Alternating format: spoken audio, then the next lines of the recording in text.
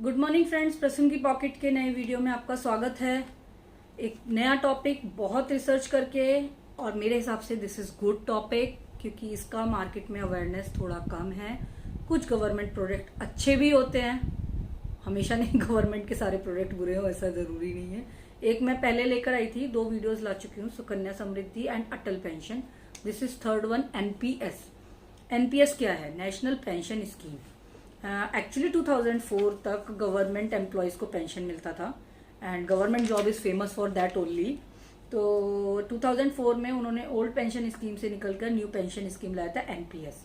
फिर धीरे धीरे उनको लगा कि वाई गवर्नमेंट एम्प्लॉय ओनली, तो उन्होंने बाकियों के लिए भी ओपन कर दिया एंड उसका नाम कर दिया national pension system, NPS. It's same but new pension scheme से नेशनल पेंशन सिस्टम कर दिया। ठीक है, तो इसके 4 से 5 वीडियोस एटलीस्ट आएंगे। नेशनल पेंशन स्कीम क्या है, कौन ओपन कर सकता है, प्रिसाइजली इंट्रोडक्शन, एंड देन उसके बाद इसकी टैक्स कैलकुलेशन, एग्जम्पशंस क्या है, कब विड्रॉ पे टैक्स लगेगा यानी, एंड देन उसकी स्कीम क्या है, रजिस्ट्रेशन कैसे करवाएं, विड्रॉ कैसे करें, ड्रॉबैक्स क्या है। बेसिकली आपको वीडियोस मिलेंगे भी, तो ड्रॉबैक्स बहुत कम मिलते हैं एंड रिसेंट चेंजेस भी अपडेटेड। तो नो डाउट वीडियो के साथ बने रहिएगा एंड इस पूरी सीरीज के साथ बने रहिएगा। First thing, this scheme is for individual Indian. आप एनआरआई हो, आप ओसीआई हो, आप कोई भी हो, आप ये स्कीम ले सकते हो। फर्स्ट सबसे बड़ा प्लस पॉइंट है। सेकंड पॉइंट, ये आप इसके 3 तरीके के अकाउंट हैं। फर्स्ट इज गवर्नमेंट एम्प्लॉय, जिसमें गवर्नमेंट एम्प्लॉयर एम्प्लॉय दोनों कंट्रीब्यूशन करते हैं। 10% आपका बेसिक प्लस डीए जाता है एंड 14% गवर्नमेंट का जाता है। सेकंड, कॉर्पोरेट सेक्टर्स भी इसमें अपना रजिस्ट्रेशन करा सकते हैं एंड अपने एम्प्लॉयज को पेंशन का बेनिफिट दे सकते हैं। थर्ड, उसमें भी एम्प्लॉयर एम्प्लॉय कंट्रीब्यूशन होता है।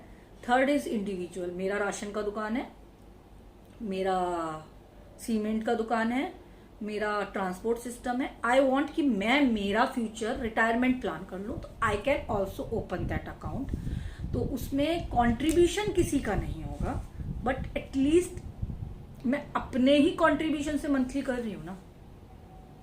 तो this is purely a retirement plan. Retirement के टाइम पे यू हैव एन ऑप्शन 40-60। 40 हम लोग आगे एक एन्युटी को दे देंगे और वो हमें मंथली पेंशन देगा। 60% हम विड्रॉ कर सकते हैं। इसमें एक माइनस ये है, गवर्नमेंट एम्प्लॉयज को ये स्कीम पसंद नहीं है। उसके कुछ रीजंस में से एक रीजन ये है, अगर वो वॉलेंट्री रिटायरमेंट लेते हैं। वॉलेंट्री रिटायरमेंट क्या होता है कि एम्प्लॉयज को एक ऑप्शन होता है कि आप पहले छोड़ सकते हो जॉब। तो जो 40-60 वाला रेशियो है वो 20-80 हो जाता है। 20% यू कैन विड्रॉ, 80% आपको एन्युटी फैक्टर में डालना होगा। अगर मैंने 10 लाख इकट्ठे किए तो 2 लाख तक ही विड्रॉ कर सकती हूँ। 8 लाख मुझे मंथली इनकम के लिए रखना पड़ेगा। तो गवर्नमेंट एम्प्लॉयज को ये चीज़ नहीं पसंद है, बट बीइंग एन इंडिविजुअल मैं रिटायरमेंट नहीं ले रही हूँ एंड वॉलेंट्री तो बिल्कुल ऑप्शन ही नहीं है, तो मेरे पास ये ऑप्शन नहीं है, तो मेरे लिए this is not a drawback. पर गवर्नमेंट एम्प्लॉयज के लिए this is a drawback. And इसके बाद कौन कौन ओपन कर सकता है? 18 ईयर से लेके 70 तक आपका एज होना चाहिए। इन्होंने इनिशियली जब लॉन्च किया था 18 to 60 was the age, but 18 to 60 में क्या हुआ, इनको लगा कि काफी लोग कवर नहीं हो रहे, क्योंकि 60 की एज पे पीएफ वगैरह ग्रेजुटी का हैवी अमाउंट लोगों को मिलता है। एंड इन्होंने एज क्राइटेरिया एक्सटेंड करके 65 कर दिया and the result was good. 15,000 new account open हुए थे 60 to 65 के एज पे। तो अब इन्होंने एक्सटेंड करके 70 कर दिया, क्योंकि पीएफ ग्रेजुटी हम सब एम्प्लॉयज का कटता है जॉब का। एंड काफी जो बिजनेसमैन होते हैं वो पीपीएफ भी ओपन करवा लेते हैं, थोड़े से भी एजुकेटेड हैं या थोड़ा भी प्लान करके चलते हैं। तो एक बल्क अमाउंट तो आपको मिल गया, बट ये बल्क अमाउंट आपका मंथली इनकम को रिप्लेस नहीं कर पाता है। तो दे नीड मंथली इनकम। तो 65-70 की एज में भी they want to open that account. तो इसलिए 18 to 70 एक बहुत बड़ा स्लैब है, आप ओपन करवा सकते हो।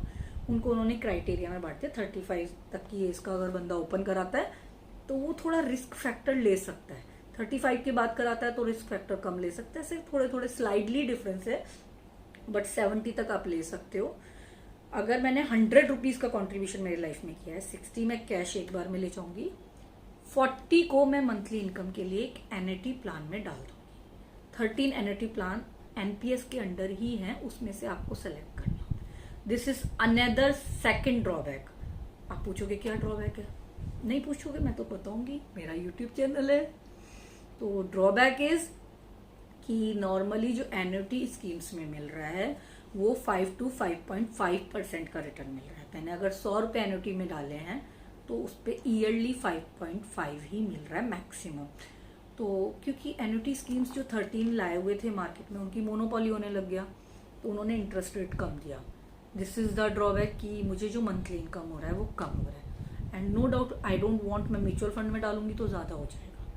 तो इसलिए अब गवर्नमेंट ने एक प्रपोजल लाया है एंड उसके लिए पार्लियामेंट की परमिशन ज़रूरी है। आई होप जल्दी आ जाए कि एन्युटी के 13 के अलावा वो आपको और ऑप्शंस भी देंगे, म्यूचुअल फंड एंड, और आप इनमें नहीं डालना चाहते हैं तो आप उसमें डाल दीजिए, तो आपको मंथली रिटर्न जो है वो ज़्यादा हो जाएगा।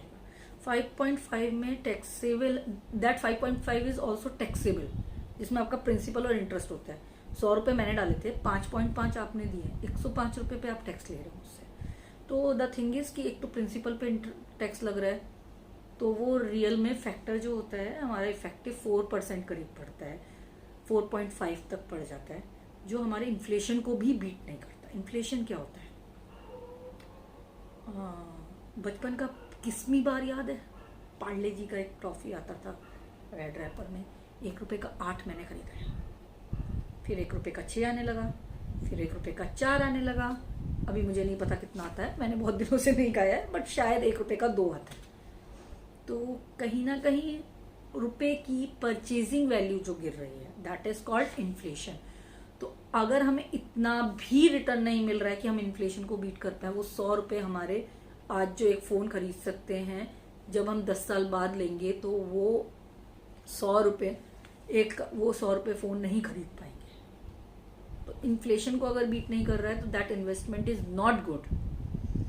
इसलिए ये प्रपोजल आया है, पार्लियामेंट का परमिशन अभी पेंडिंग है कि जो क्या बोलते हैं उसको 40% है, सिर्फ 13 एनबीटी के जो उन्होंने दिए हुए थे, उनके अलावा हम कहीं और भी इन्वेस्ट कर सकते हैं, बट मंथली प्लान में, because this is originally a retirement plan. तो ये मंथली वाला ऑप्शन जाना नहीं चाहिए, उसकी जो वर्थ है खुद चली जाएगी। इतना समझ में आया? मतलब am I able to explain? आपको तो समझ में आता है, यू आर समझदार, बट एम आई, ठीक है।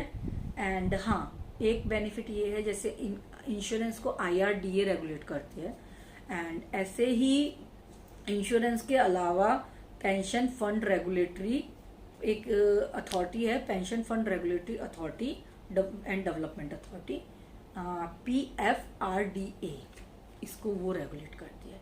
तो गवर्नमेंट के रेगुलेट के अंडर हैं, तो ये लोग कहीं जा नहीं सकते हैं, फ्रॉड के चांसेस कम है। ऑप्शन, अब आप पूछोगे हाउ टू ओपन, हम 18 से 70 साल के अंदर हैं, इंडियन है, we want to open that account, मैं बिजनेस करता हूँ और मैं कंट्रीब्यूशन करना चाहता हूँ, I want to plan my future, even my, मतलब I want to actually plan my retirement monthly income. तो online offline there is 2 options. Offline आप बैंक्स हैं, कोई भी POP, पॉइंट ऑफ प्रेजेंस, जहां आप जाओगे, बहुत शेयर स्टॉक वालों ने ले रखे हैं और बाकी लोगों ने भी एजेंसीज ले रखी हैं, आप POP के पास जाइए, ओपन करा सकते हैं। सेकंड, आप ऑनलाइन वेबसाइट पे जाइए and fill the form, upload the document, हो जाएगा। उसका मैं एक अलग से वीडियो बना रही हूँ, एंड उसमें आपको पॉइंट ऑफ प्रेजेंस नहीं मिलता है, you have allotted by an nodal officer, and उसको रजिस्ट्रेशन कराने के बाद you will get 12 digit PRAN number, PRAN number बोलते हैं। अगर अभी मैं बिजनेस कर रही हूँ, आई डोंट हैव दैट, कोई कंट्रीब्यूशन करने वाला नहीं है, मैंने अपना पेंशन खुद प्लान किया है एंड मैंने ये स्कीम ओपन कर ली है, बट अभी मेरा जॉब लग गया एंड कॉर्पोरेट सेक्टर में है, दे ऑफर्ड मी पेंशन, और उन्होंने मुझे बोला हम NPS में आपका अकाउंट ओपन करना चाहते, तो मैं वही प्रैन नंबर अटैच कर सकती हूँ, आगे से कंट्रीब्यूशन उसी प्रैन नंबर में चला जाएगा। इसके और रिमेनिंग वीडियोस भी आएंगे, जस्ट इस सीरीज के साथ बने रहिएगा और seriously share that series. Government पे स्कीम्स के वीडियोस कम आते हैं, उसका रीजन कोई पेड कोलैबोरेशन नहीं होता है, but some schemes are really good and we should know. Atal pension Yojana पे मैंने बनाया, बट इनिशियल स्टेज में जिन्होंने अटल पेंशन योजना खुलवाया था उसमें 1000 रुपीज का कंट्रीब्यूशन गवर्नमेंट ने दिया था, बट हम लोगों ने तब ओपन नहीं किया था बिकॉज नॉलेज नहीं था या हमें पता ही नहीं चला। तो द थिंग इज कि कुछ गवर्नमेंट स्कीम्स वाकई में वर्दी हैं। तो इस सीरीज के साथ बने रहिए, शेयर कीजिए, सब्सक्राइब कीजिए। आप क्वेरी पूछ सकते हैं एनपीएस के लिए कुछ भी, बट आई सजेस्ट कि पहले पूरा सीरीज आने दीजिएगा, देन क्वेरी कीजिएगा। I will individually answer. बहुत ज्यादा क्वेरी होंगे तो मैं एक वीडियो बना दूंगी। जय हिंद, वंदे मातरम। प्रसून की पॉकेट के साथ बने रहिएगा ऐसे ही, एंड लाइक एंड सब्सक्राइब।